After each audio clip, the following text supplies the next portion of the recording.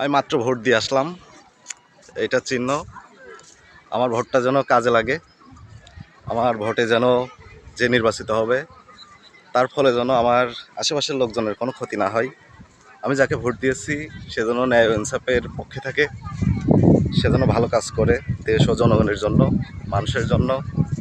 আমি চাই না আমার ভোটে যে নির্বাচিত হবে তার কিছু লোক আশেপাশের লোকজনকে মারবে, ভাঙচুর করবে, ঘরবাড়ি পোড়াবে।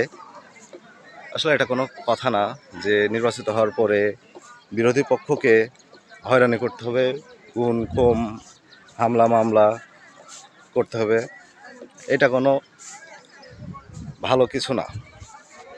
আমি চাই আপনার আমার ভোটে একজন ভালো মানুষ নির্বাচিত হোক, আজ ও আগামীর ভবিষ্যতের ছেলেমেয়েগুলো একটা ভালো দেশ পাক, ভালো জাতি পাক, সেটাই আশা করি।